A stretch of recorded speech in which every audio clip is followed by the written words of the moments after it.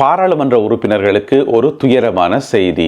என்னென்னு சொன்னால், இன்றைக்கு ஞாயிற்றுக்கிழமை ஒரு விசேட வர்த்தமானி ஒன்று வெளியிடப்பட்டிருக்கிறது.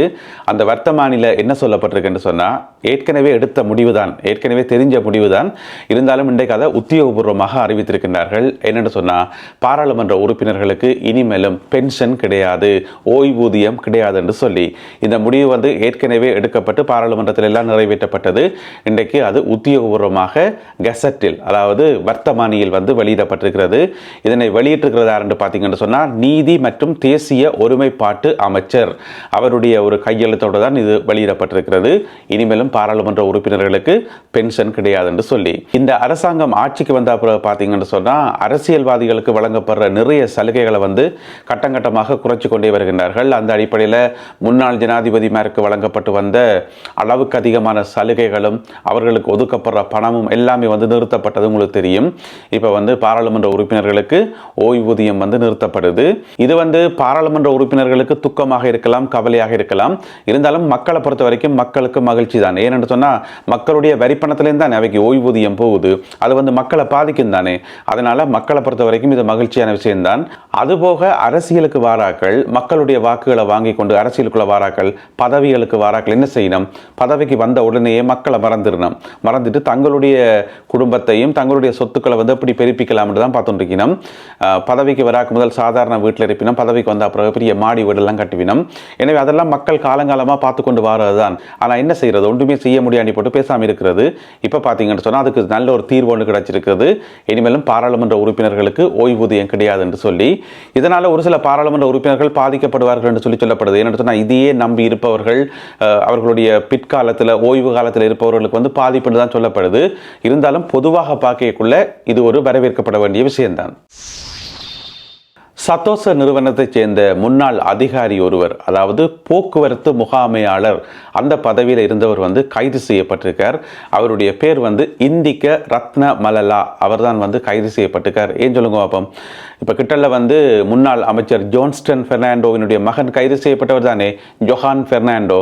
அவரேன் கைது செய்யப்பட்டவர் என்று சொன்னால், சத்தோச நிறுவனத்துக்கு சொந்தமான லொரியை தன்னுடைய சொந்த தேவைக்கு பயன்படுத்தினார் என்று சொல்லி. ஏன்னு சொன்னால், அவையில் ஒரு குடும்ப பிஸ்னஸ் ஒன்று வச்சிருக்கணும். இதுதான் இப்போ கொஞ்சம் முன்னே சொன்னேன். அரசியலுக்கு வராக்கு முதல் ஒரு பிஸ்னஸும் இல்லை, அரசியலுக்கு வந்த பிறகு நிறைய பிஸ்னஸ். அதால் சொந்த பிஸ்னஸ் வச்சிருந்தவையாம்.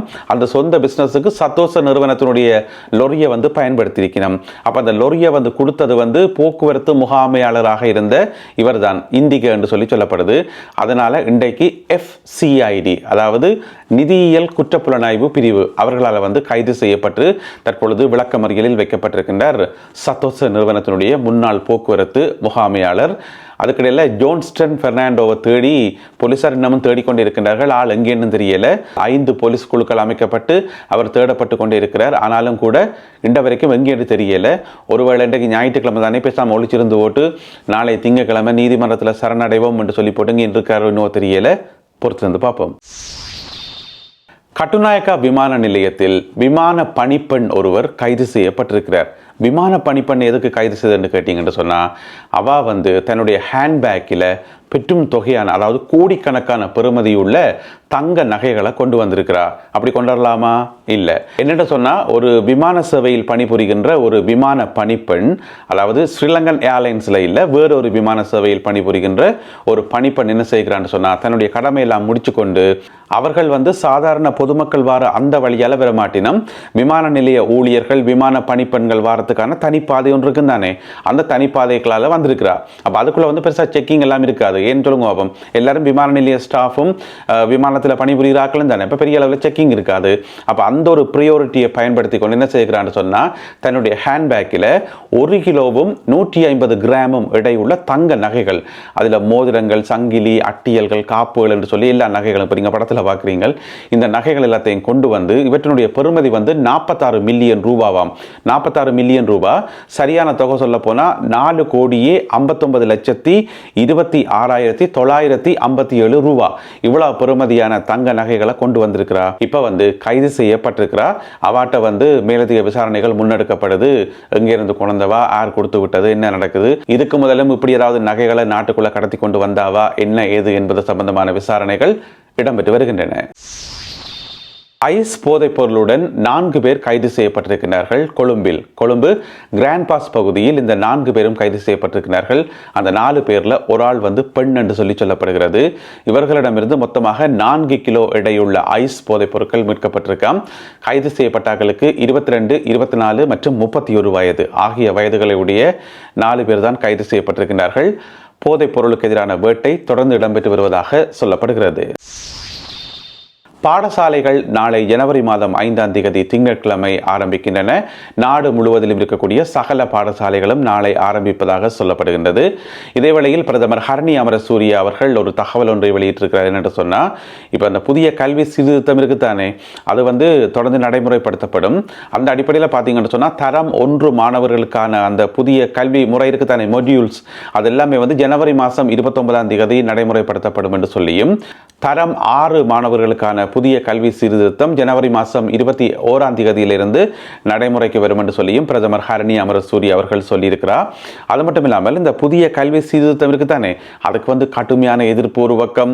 நாட்டில் நிறைய பேர் போர்க்கொடி தூக்கி கொண்டிருக்கிறோம். ஏன் எதுக்குன்னு தெரியல, சும்மா என்னத்தையாவது எதிர்ப்போம் என்ற கையெழுத்து கொண்டிருக்கிறோம். அதே வேளையில் பிரதமர் ஹரணி அமரசூரிய பதவி விலகணும் என்று சொல்லி பிக்குமார் உட்பட கொஞ்சம் பேருக்கு வர வேலை இல்லை, அதனால் அவையில் கத்திக் கொண்டிருக்கிறோம். அது ஒரு பக்கம் இருக்கத்தக்கனையாக புதிய கல்வி சீர்திருத்தம் நடைமுறைப்படுத்தப்படும் என்று சொல்லி பிரதமர் ஹரணி அமரசூரிய மீண்டும் சொல்லியிருக்கிறார்.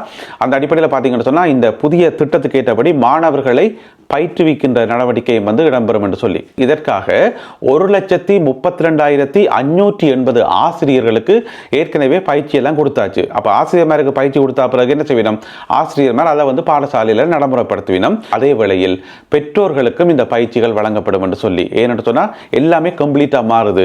ஆசிரியர்கள், பெற்றோர்கள், மாணவர்கள் எல்லாருக்குமே பயிற்சி தான். எனவே எல்லாமே கட்டம் கட்டமாக செய்யப்படும் என்று சொல்லி பிரதமர் ஹரணி அமரசூரிய அவர்கள் சொல்லியுள்ளார்.